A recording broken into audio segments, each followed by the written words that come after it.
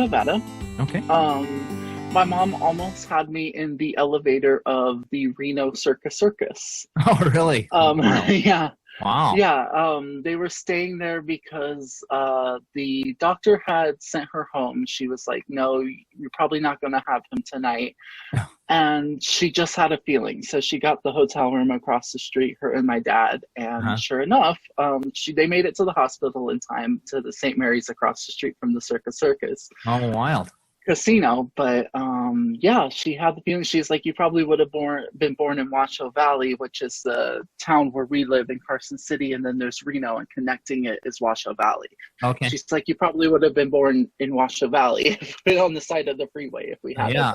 got the hotel room. Right. And if memory serves me well, I've driven that road before. There's not a lot between Carson City and Reno. There's It's not pretty a lot. desolate. There's getting to be more because they Yeah. just made like a new freeway through it. I'm not sure how Oh. recently you've driven Okay. It's through been it. 5 or 6 years ago. Yeah, yeah. So Yeah.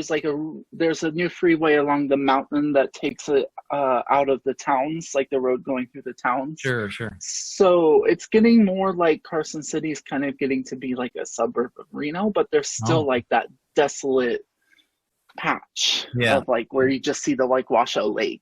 And you're Yeah. driving for about 10 minutes along that. Nevada So, is just that way. I mean, there's really Mhm. like, yeah, it's one of those places you're just like, okay, let's just pass through. I mean, mhm. there's really I mean, people go to Vegas, but I mean, really, if nobody's ever been to Vegas, I mean, you're in this desert and all of a sudden, boom, there's this big city. And then all of a sudden, boom, you're out of the big city. And Mhm. Reno's kind of the same way. I mean, you're driving down the Mhm. interstate, you're in it, and then you're going up the Sierra, up the continent or the Dahmer Pass there, and that's about it. It's Exactly. Yep. So, And I'm sorry, go ahead. what's funny is people like, I'll say I'm from Nevada and they're like, oh, you go to Vegas all the time. I'm like, no, Vegas is like 8 hours away A long from ways us. away from where you're at. Yeah. Like Nevada might as well be 2 states. Like Right. it's like we're closer to San Francisco than we are to Las Vegas. Sure. So Yeah. Well, it's funny when like people from like back east, they're like, oh, so you desolate desert between those two. Like there's a Yeah. reason everyone cites aliens out there because that's right. That's right. there's nothing else. Idaho is kind of the same way. Our deal isn't we don't have a big, massive desert in the middle of our state, but we've got this Mhm. giant group of mountains, and it's basically one of the last untouched wilderness areas in the lower 48 states. So there's no main roads that go through it. So if us southern Idahoans, which I'm from Idaho Falls, if we want to go to northern Idaho, we've got to either go all the way through Montana up to the Panhandle, Oh, jeez. or we've got to drive all the way over to Boise and go up. I think it's Highway 55 up that way. So either way, it's like an 8.5-hour trip just to get up to Coeur d'Alene if we want to do that. So totally understand that. It's just a weird. People back east don't get it when we're talking about how big our states is. They just don't have a comprehension. I mean, they take 2 hours and they're only going through one state in 2 hours, but that's because it takes them forever to get down the freeway over there. But I mean, the distance is incredible. It's just crazy how big our states are around here. So did you grow up then in Carson City? Or what? I grew up. Yep, I've spent my whole life here. It's where I'm living now in Carson City. Okay. It's obviously I was saying it's kind of like Reno suburb. It's a little town. It's the capital of Nevada, though. Mm-hmm. It's one of the smaller capitals in the nation. Mm-hmm. Let's see here. I think we have a population of like 50,000, 40,000, something like that. So it's like a big small town, I guess you would put it. Yeah. That's about the size of my town. We're about 50,000. Yeah. So, but and it's kind of a western-ish town. From what I recall driving through it, I mean, they're really kind of big on cowboys and that kind of thing there in Carson City, aren't they? Yeah. Very much so. Yeah. And so it is kind of a tourist attraction type of a city. A little bit. Yeah. I mean, especially like our downtown area. Like, you walk through it and you're like, this is like postcard picture perfect. Like, if you weren't from there, you're like, oh yeah, I could see where people would want to come and like pretend they're living their small town dreams here. Yeah, and then reality sets in when you actually. And then reality sets in. Yeah, so tell me a little bit about your childhood growing up in Carson City. How was it? Was it not good? Was it good? Was it? Do you have siblings? First of all, I have one brother. Okay, older, younger. Younger brother. Okay. He was born a couple years after me. So we grew up together, did everything together. let's see here. Our grandma's house, where I'm talking to you from right now, where I currently live with my aunt, is 2 blocks away from my parents' house. So we would always like walk over to grandma's house, and grandma was like basically second mom to us. Gotcha. So it was like growing up, kind of both these homes were kind of our homes, you know, growing up like that. And then getting into school age, I went to a Christian school for the first 3 years of my school career. It was called Capital Christian, because of capital city, Carson City, and then Christian. Sure, yeah. That's where I was told by my kindergarten. Was she both my kindergarten and first grade teacher? I think maybe. It's a small Christian college or school. Yeah. Probably was, right? Yeah. Yeah. Only about 5 teachers for the whole school. I get it. Exactly. Where I was told by, and she was the sweetest lady. I loved her. But even in kindergarten, I remember her telling us that the earth was only 3,000 years old. And even my kindergarten self was like, that doesn't sound right. I don't think that's right. Yeah. So even from like an early age, I was always still kind of questioning, like, I don't know if this is my thing. Yeah. I remember we had to draw like a color in like a cheetah that was like from the Garden of Eden or whatever, or the Noah's Ark or something like that. And I colored my cheetah rainbow colored, and that should have been a really big hint of things to come. All right. But yeah, that's my kind of my early life. Later on, so why did you not? Why did you stop going to the Christian school? You said you went there for 3 years. Why did you stop? In second grade, so I probably went there for only about 2.5 years. But in second grade or third grade, no, second grade. The school, like you said, they only had like 5 teachers. So the school decided to combine a first grade classroom with a second grade classroom. Oh, okay. And I was one of the unlucky kids to get in the combined first grade, second grade. So there was only like the 6 of us in the second grade classroom, and then the teacher would teach first grade. And then there was another second grade teacher separate. So she would basically like give us workbooks and then ignore us to go teach the first graders. And this lady, it was a Christian. Yeah, it was almost like some sort of like a pioneer 1800 schoolhouse, right? It seemed that way. That way. Huh. And this teacher, she didn't even have a teacher's license. Like they just brought her on. They're like, hey, you're in our church, come teach, you know. Yeah, that tends to be the way with some of those schools. Yeah. So mom wasn't very impressed with that, and so she pulled me out, and I went to the public school, which was just a block away from the house. Initially, she was very nervous about me going to public school. I was going to have bad influences put against me, apparently, and all that stuff. The devil's children go there. Exactly. Okay. Well, you know, I don't want to make too fun. I consider myself a born-again Christian, and I consider Christians my tribe. I mean, I go to church. I've been a youth group leader. I'm on the worship team. So me making fun of Christians is me making fun of myself. It's my tribe. So I totally get it. So I don't want to make anybody or, you know, think that I'm being mean, because I'm making fun of myself. So go ahead. But exactly what you said, kind of, that's what she thought, like the devil's children go there. Not exactly that she would say that, but just like she didn't want me having all those bad influences, you know.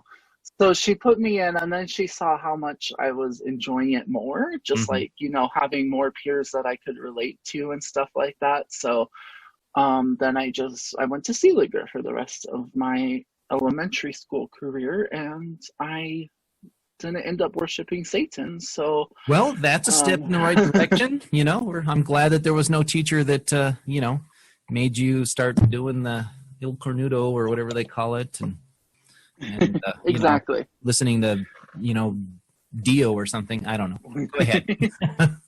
Listening to the Devils. Me right there, right? Yeah, the Devils. Yeah. I'm talking about Dio and AC/DC, and how old am I? Okay, go ahead. No, that it definitely wasn't that extreme in my household or in the school. But okay, good. Kind of going back a little reminded me. So we had this PE teacher, another kind of like, hey, you're in the church, come teach. I remember like every week she would come in with McDonald's fries left over from her lunch. Oh. And she would sit and eat the McDonald's fries as she watched us run laps. That was my PE. That's cool. Oh, wow. Okay. Hey, do as I say, not as I do. Right on. Okay. Nice. That would be incentive not. Mm-hmm. If I had a PE teacher like that, I'd be like, no, you need to be running some laps. Just saying. I mean, get off the fries, all right? Oh, my goodness. That's cool. Interesting. Yeah, anyway, so I went to Seeliger till about, or till 5th grade. And then middle school, kind of just a normal middle school experience. Like, all of a sudden, like, you have a rotating class schedule, and I was nervous, and then I'd like to,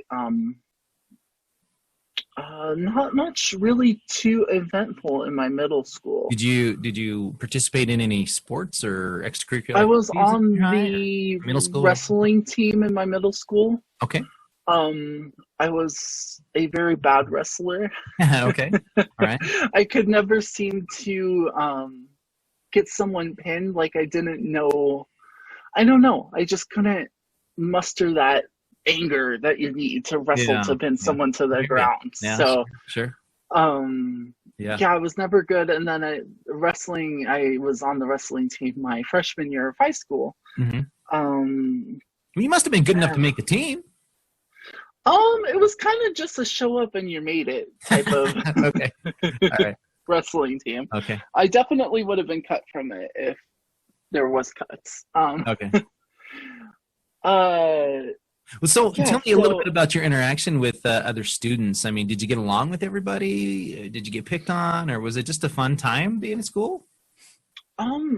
Yeah, I kind of was the type of person that was acquaintances with everyone. Mm-hmm. You know, everyone just kind of knew me and liked me. Just pretty friendly guy.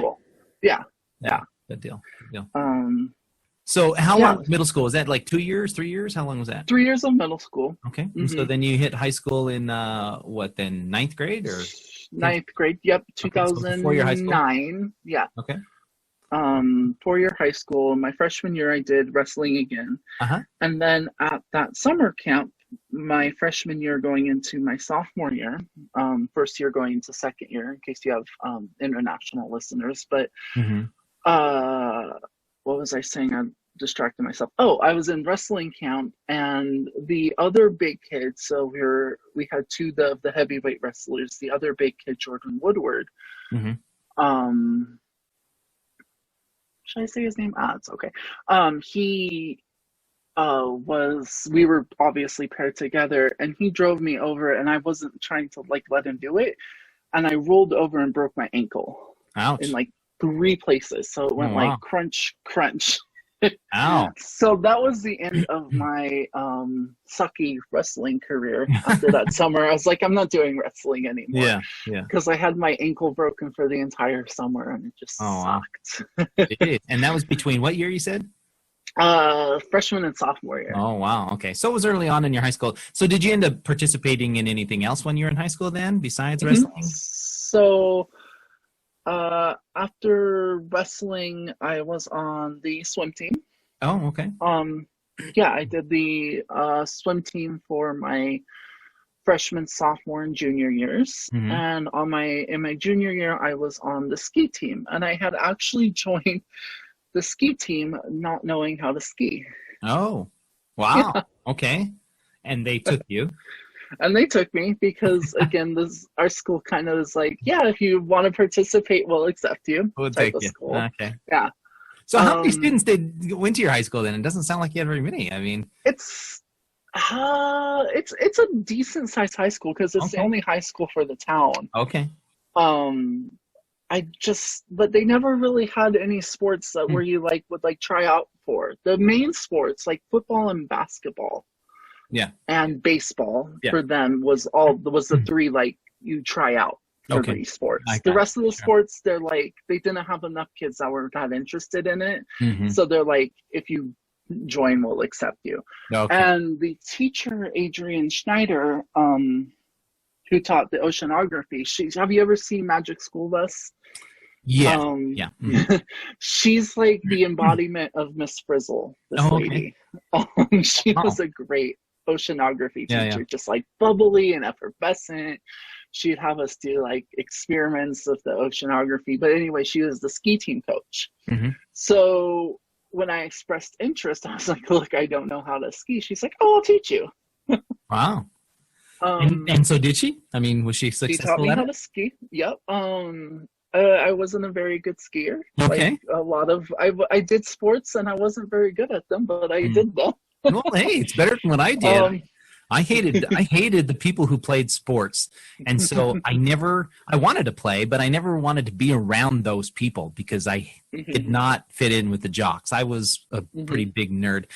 And so really I looked back and I realized the only person I hurt was myself because I didn't participate in the activities I wanted to participate in. And looking back, man, that was pretty dumb. So yeah I thought it's weird for me. Like, if I was in high school now, I would definitely be in the geeky, nerdy, sci-fi, horror type crowd. Sure. But in high school, I really didn't have an identity. Like, I was closeted. I was closeted gay. And I just didn't feel like I wanted to be myself. So I would just do things and be like, you know, I didn't really have a tribe that I fit into. Like, I would hang out with different people at lunch. Like, when I was in the wrestling team, I would hang out with the wrestlers. When I was in the swim team, I would go eat lunch with the swim team. When I was on the ski team, I would go eat lunch with the skiers, you know. When I was not in sports, I'd sometimes eat lunch in the library by myself, or I'd go outside and, like, play frisbee or something with some kids that I knew. Like, I just kind of, it's weird for me. Like, I knew everybody and everybody knew me and didn't really mind me. I don't know. Right. So it was like, I guess it's kind of different high school experience than some people might attribute to high school. Yeah. And for me, like, high school was just kind of there. Like, I would just go to it and I'd be like, okay, this is what I'm doing now. Right. You know, I don't have any special memories from it or attachment or anything like that. No, not at all. I hear you. I mean, the only thing I could say about high school is I'm glad it's over and I never ever want to go back. And, you know, I went to my 20th high school reunion and I don't know really what possessed me, but I was surprised. I was surprised and then I wasn't surprised that everybody there still was trying to be like they were in high school. They still wanted to do the same cliques. They still wanted to do that same, you know, like, I'm better than you. I don't want to talk to you because you're not, you know. I'm like, wow, here we are in our 30s and you're still acting like you're 17 years old. I just don't understand it. But whatever, if you know, you do you. I am never coming back to one of these reunions ever again because the only people I ever want to see again are the ones I still keep in touch with. So why would I want to go back to one of those? So yeah, I don't know how you feel about high school, but you know what? Reunions are pointless. So yeah, I haven't been to my first reunion yet. It'll be in 2023 will be my 10 year. Yeah. Because I graduated 2013. Let's see here. So yeah, I was on the swim team, ski team, wrestling team. Yeah. Those were my kind of three things. And then my senior year was really where things started changing because I had kind of come to terms with, oh crap, like, I think I like guys. I don't want to like guys. That's not right. Okay. In my head, you know, small town. I had been told different things. I remember, like, seeing in my freshman year, two guys, like, making out in the hallway. And I was like, ew, no. Yeah. You know, being that falsely, like, he doth protest too much type. Yeah, yeah. Sure. person. And I remember telling my mom and dad about it, and them just like being like, oh, that's wrong, and this and that. Like, they didn't know at the time what they were saying. Like, they since accepted me and accepted like getting ahead of myself, but me coming out has made them such more accepting people. That's one of the great things that I love about me coming out. But anyway, rewinding back to my senior year, so I was like, crap, like, I think I like guys. Kind of getting personal here, but I would watch like gay porn, and I'd be like, why am I only watching like gay porn? Why am I not into the, the straight side of things? And so I just made a decision. I was like, I'm not going to be gay. I'm not going to be gay. So there was this girl in my psychology class named Amanda, and I could tell she liked me. I got a bit ahead of myself because I was a junior and she was a senior. Okay. Anyway, so my junior year, I was contemplating all this, and I was like, I'm just not going to be gay. Sure. So I started dating Amanda. And yeah, we had fun. We were friends, like as two friends are. But that's the thing. We were only friends. Yeah. And I didn't know why I couldn't move past that barrier. Like, in my mind, I had decided not to be gay, so why couldn't I like do things with her, And so we were together for about a year, and a year comes up and she's like, why the F won't you do anything with me? Like, what's happening? And I was like, I honestly don't know. And this is where I have to warn your listeners, viewer discretion advised. So we got, I was like, hey, I'll try something. I'll try doing something with you. So I remember she was like, well, we could try like, you like fingering me or whatever. And I was like, okay. And I remember like her pulling down her pants or whatever, and me like looking at it and going in, and I just go, whoop. I gagged. Wow.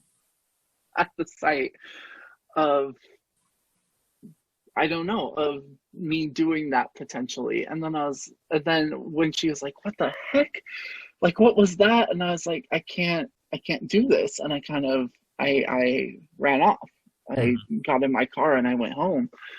And that night I was just like, I don't know what that was. And that following morning, I broke up with her. I was like, I don't know what this is or what's wrong with me, but I think I might like guys. And that really broke her heart. And we went our separate ways. And that's kind of how I started coming out. The problem is with that was, again, smaller town. Right. So she had a mom that worked for the state. So obviously, because she called her mom, she was sad. Her mom worked for the state. And while they're in different departments, both my parents work for the state. Oh, okay. So as you can imagine, her mom told people in her office who told other people who were friends. And before I could come out to anyone else on my terms, everybody knew. Okay, so including your parents? Including my parents. Seriously, so you didn't even get the chance to tell your parents what was going on before they found out from people at work, basically. That's awful. Wow. It was a horrifying experience. Sure.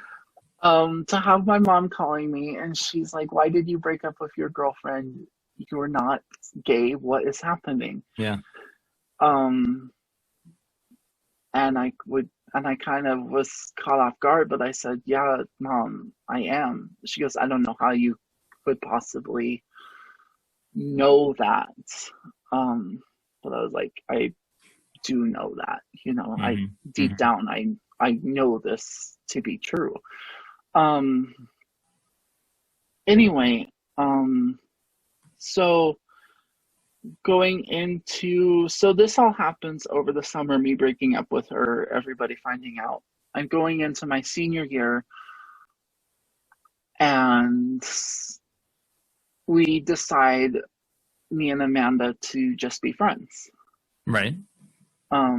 We're just going to be friends, because we genuinely liked each other as friends. Like, so she still wanted to be friends with you even after this. Even after, okay. Yeah. And I felt really guilty. I was like, of course I'll be friends with you. Like, I'd love that.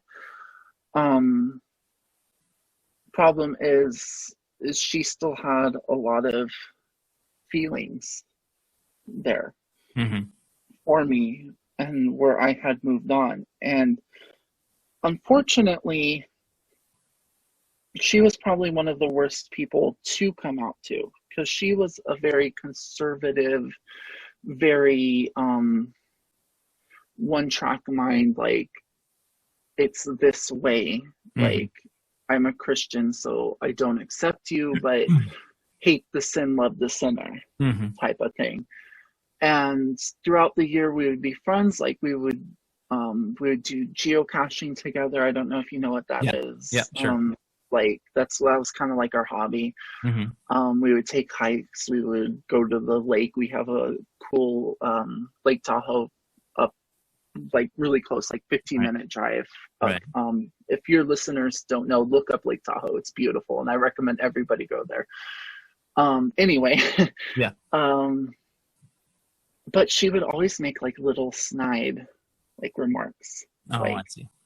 Oh, like, just like how you broke up with me because you're gay, like, in parentheses. And I was like, and I'd be like, eventually I was like, you can't keep making those comments if we're going to continue being a friend, like, if we're going to continue being friends. And she wasn't having any of that. She took our 2-year relationship, whatever it was, a friendship or boyfriend, girlfriend. And over 2 years, you tell someone you're close to a lot of personal things. And she took that and just brought it back up and spilled it right back on my face. Really? Like, everything that made me feel insecure and everything that made me feel like, yeah, basically insecure, she used that as ammo because she was hurt that I would want to stop being friends with her. And that was the end of the senior year, where I finally told her I can't be friends with you, and that happened. And that was a very defining moment of my life, because then I decided, no, I'm tired of hiding this, because as much as a lot of people knew in the town, like a lot of adults, I just was like, I came out to everyone. Like, I wrote on Facebook, I was like, I'm gay, this is who I am, I'm not pretending anymore. So from that, I guess, tragedy, I was very much, when I graduated high school, a new person. Like, I look back at that person in high school and I don't see me anymore, you know? So yeah, that's kind of my my early life, I guess, if you want to say that, my high school career. So how have things been since high school? Like you said, you're a different person than you were in high school. So do you find that you said your parents have come around and they're truly accepting of you, and it sounds like they've probably changed their attitudes of being accepting in general. Very much so. A good thing. Great. What about the rest of the community as a whole? Have they? Do you still find pushback from people in your life, or do you find most people are like, hey, yeah, Caleb is who he is. Great. Let's hang out. I found, surprisingly, for all I was scared of coming out in high school, most everybody in my life has been truly amazing. Okay. Like, even people I wouldn't think would be so accepting, they look at me and they've told me, like, you're such an amazing person, how could I not accept you for whatever you are? You know, and that just, I feel really honored to have that support system within my life. yeah, like my parents came around. I kind of had to come out to them again because it was a very like, you're not gay, we're not going to talk about this anymore, when they first heard about it through like the rumors or whatever. Yeah. So I kind of like, I came out to them again. I was like, you guys, someday, I'm going to bring home like a guy to Thanksgiving. Like, it's gonna happen someday. And they were finally like, okay. And a lot of my friends has helped with them accepting that, because some of my friends like are co-workers with my parents now, because they have gotten jobs with the state, and I guess they really love to sing my praises, like, oh, like, your son is such a cool person, such a good friend, like, and I think that's helped them be like, oh, we can accept him for him, because his friends see him this way, so of course we'll accept him. Right, sure. I mean, your sexual orientation does not change who you are inside. It's part of you, right? Exactly. I mean, it's not, you weren't this way and now you're this way. You're who you are, period. And obviously you sound like you've got fantastic character, and like you said, everybody loves you, and that's great. And I'm glad that people are, especially in a place like Carson City, in a good conservative state, it feels like you've found some acceptance, and that's really awesome. Especially within my, and I guess our generation. Sure. Yeah. Super like, just, we're gonna love you for you. Right. We don't mind what you do, as long as you're not hateful against others, we're going to accept you. And that's been really helpful. I don't know how I would have came out if I had been coming out in the 80s, 90s, or even 2000s. Sure. It would have been much harder. Absolutely. And I feel for guys that had to come out in that time. Oh, you bet. Well, I mean, you look at the struggles that they've had to go through. I can't even remember basically it was like a riot. What was the name of that riot? It was back in the 70s. I can't think of it. Or maybe it was early 80s. Anyways. Which one? I'm sorry. You blacked out there for a second. Stonewall? Yes, Stonewall, right? I mean, there was that whole thing, and then there's Harvey Milk in San Francisco. I mean, all of these major things that I mean, it's a struggle, just like, just like the African Americans have struggled in this country. It's been the same thing with the LGBTQ community and the struggles they've had to go through, and it's still that way. Matthew Shepard in the mid '90s, that kind of thing, and as I said, my tribe is the born again Christian tribe, right? And so I've been in that world for a very long time. I became a Christian when I was in high school, and bought into, I guess you could say, some of the nonsense that we were talking about earlier. But I've had a paradigm shift on a lot of ways, including, how I feel about homosexuality. And to this day, I know there are people within my community still, within the church I go to, that would completely disagree with me and think that I'm burning in hell because of my stance on homosexuality. Right. Yeah. For some reason, it feels like it's a hill that Christians, evangelical Christians specifically, are willing to die on. And I can't figure it out to save my life. I'm like, why? Why is this such a hill that you're willing? There are so many more important things to worry about as a society and as a Christian than who somebody goes to bed with. Come on, people. Gee whiz.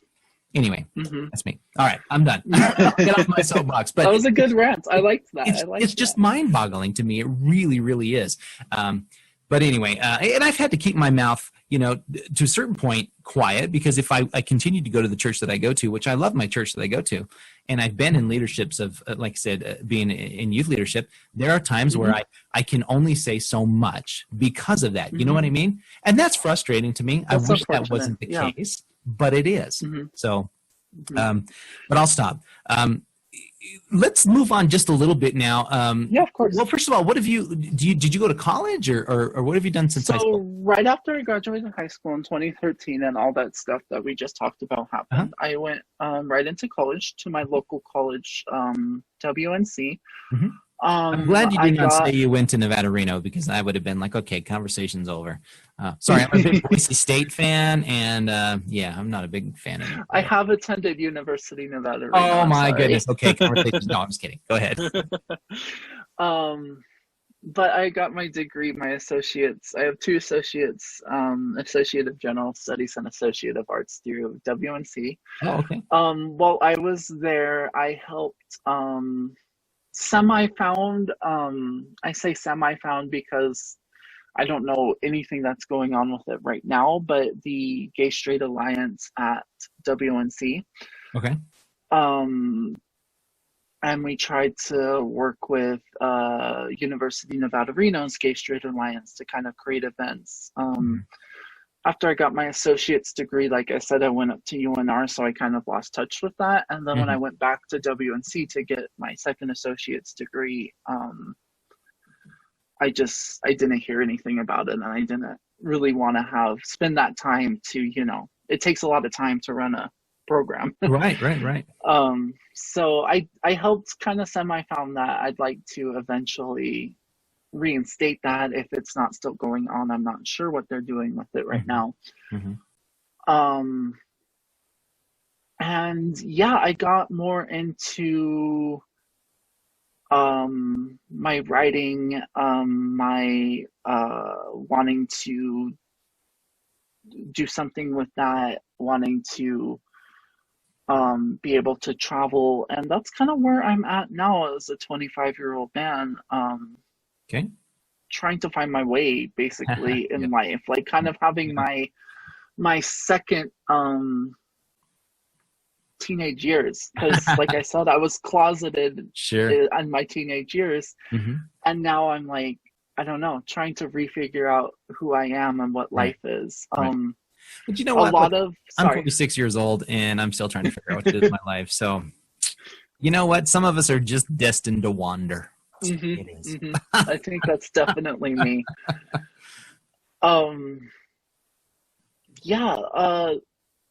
After I graduated, obviously with the whole Amanda thing, it really sprung up a lot of depression and anxiety for me, going into life, and this fear of, if I am who I am, people will abandon me.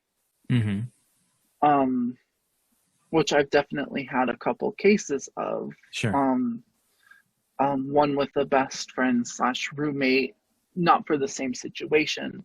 She fully accepted me as, my sexuality and stuff, but just we couldn't see, I guess, eye to eye when we started living together, and she ended up having me kicked out, and that's a whole other story that would take too long. But I am definitely an encourager for going to therapy and taking medicine if you need it for problems you may have. I started going to therapy kind of right after college in 2013, and I was placed on antidepressants. And since then, I don't think I would be here without therapy and antidepressants. That's good. I don't think so. To anyone out there that is struggling, that you think you're alone, that you think you might be worried that you're trying to hide who you are, that you're struggling with anxiety or depression or ADHD, please, seek someone else out to help, because they help. Right. It takes a lot of work to work on yourself.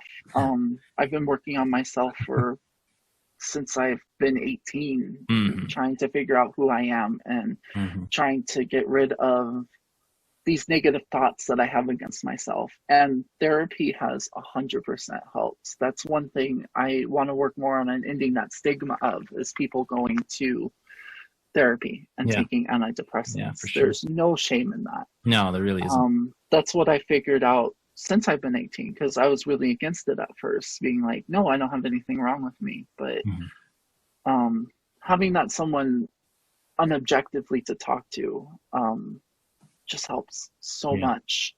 If there's any lesson that I've taken from my 25-year life. It's that never be afraid to reach out for help. That's good. That's good. Yeah. Thank you for sharing that. It's absolutely true. And I haven't been put on any medicines, but to actually just go out and get some therapy, I always felt like, man, I was strong or whatever, and I didn't need it. So, I mean, it was only a couple of years ago that I finally decided that I started, that I needed some therapy. So kudos to you to recognize that when you're 18. I mean, I was just a floundering kid when I was 18. That I'm just, and looking back, I was a floundering kid when I was 30.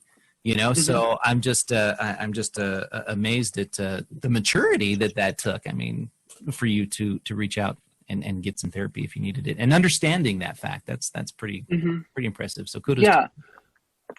Thank you. I'm always a big advocate because I'll post on my Facebook, like, just had a really good I go to therapy weekly now, because of some issues that have recently came up. And just my general depression, anxiety fluctuates from day to day. So I have to, really monitor that. Right. And I post on Facebook, and I find it really encourages people to see someone they know talking openly about that. That's true. Because so much in their life, they're like, they don't see that. And that's why I'm such an advocate for that. Right. Anyway, moving on from that, about last year, I've really gotten into my podcast. Yeah. Which is the Paranormal Burrito. First of all, before we go any deeper on your podcast, I want to know, where did you come up with the title of that podcast?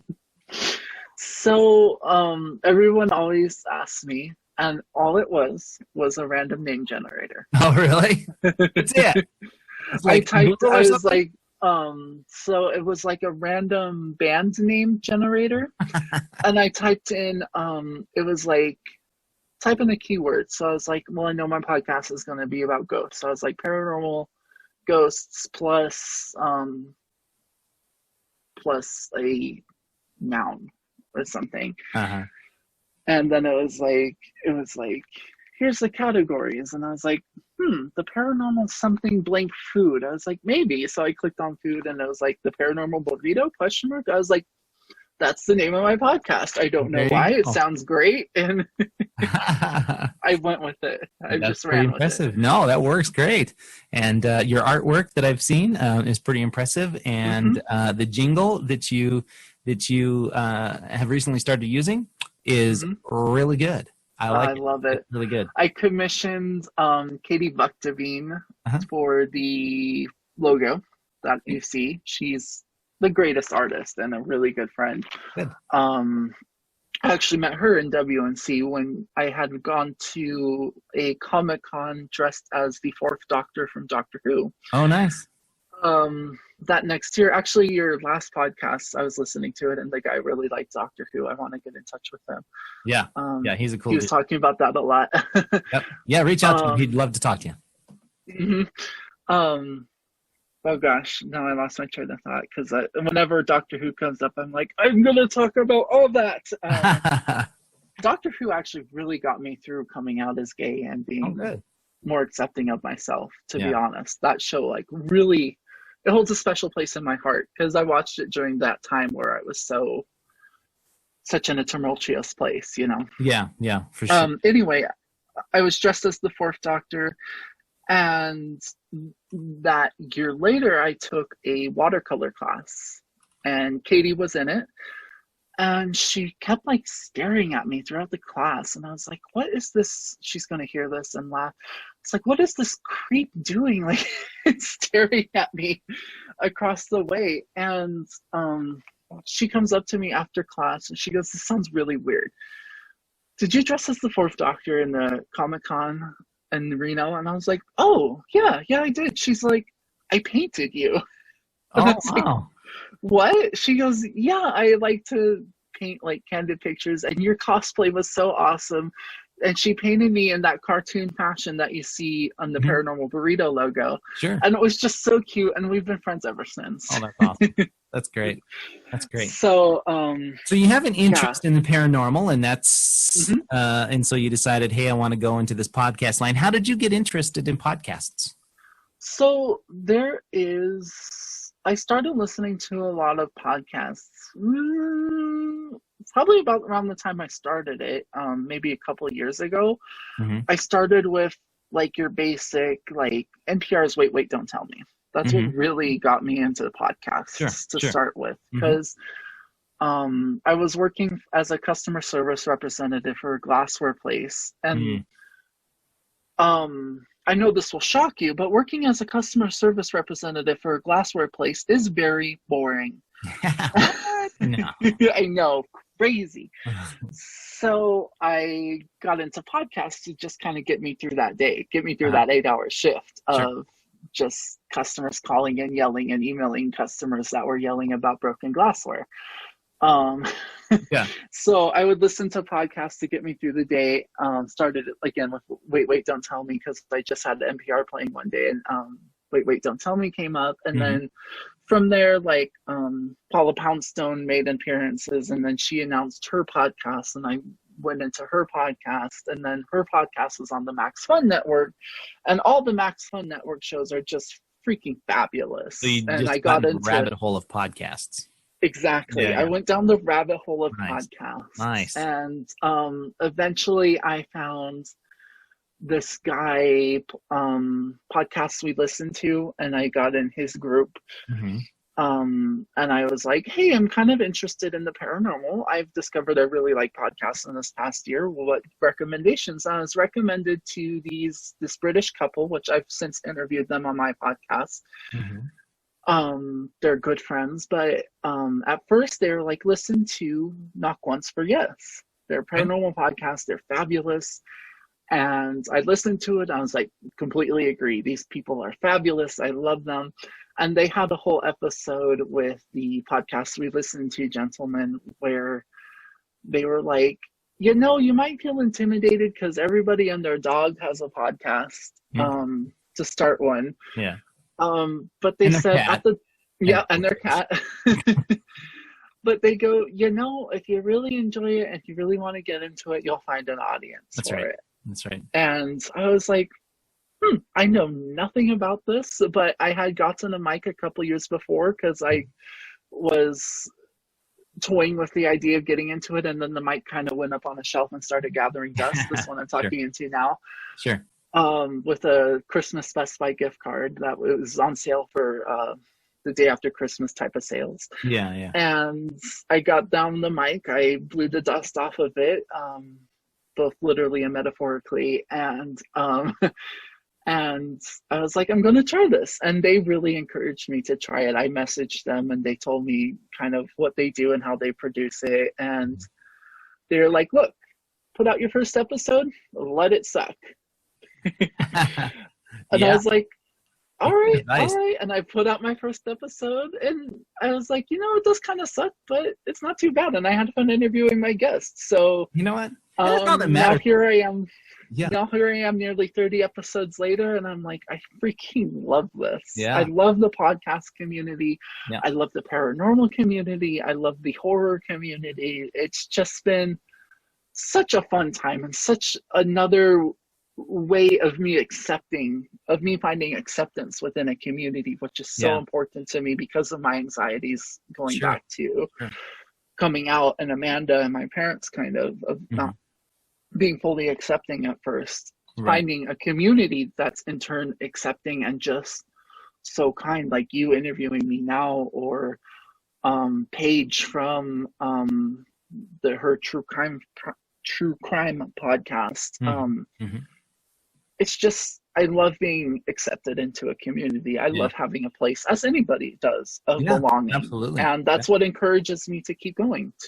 I'll probably be doing this podcast for as long as I can. So that's great. Well, and I listened to your podcast, and like I said, I thoroughly enjoyed it. I listened to the most recent episode that you had produced. Dorian Depley? Was that him?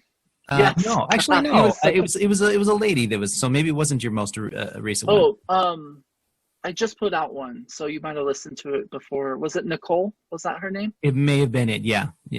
That's okay. You don't have to think of who it but was. Yeah, anyway, it was, I mean, I enjoyed the podcast. I thought you were a good interviewer. I thought you did a great job. So, and you know what, it really, like that those people gave you the advice of putting out a podcast and just letting it suck. And even if you don't find an audience, and let me tell you, it's hard to find an audience because everybody and their dog has a podcast. And so to get known, to get seen, it takes a lot of work. It takes a lot of effort. It's not easy, but you have to enjoy it, which it sounds like you do. And honestly, you have to do it for yourself, because even if nobody listens to the podcast, you still have to enjoy it yourself. Because if you don't, what's the point, right?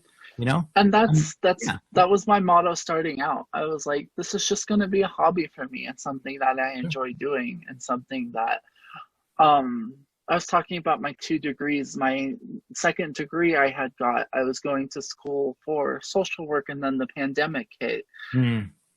Right about the time I was going to start going to school for social work, and then find a job to help support school. So I've been unemployed since then. That's why I'm living at my now aunt's house. So I don't have to, be too financially responsible for things. But this podcast has really been a godsend in helping keep my mind active and talking to different people, because as I'm sure you and everybody else in the world is aware, the pandemic is fucking horrible. So, sorry, I don't know if I can curse on your podcast. Look, there's an edit button that I can fix that if I need to. Not worry there. No worries. No, it's a problem. I try to keep a clean rating on iTunes, but it's not a problem. I mean, there's editing tools for that kind of stuff, so it's no worries. This is only one. I had one guy. Most craziest story you've ever heard of. I can't remember the guy. I think it was Neil.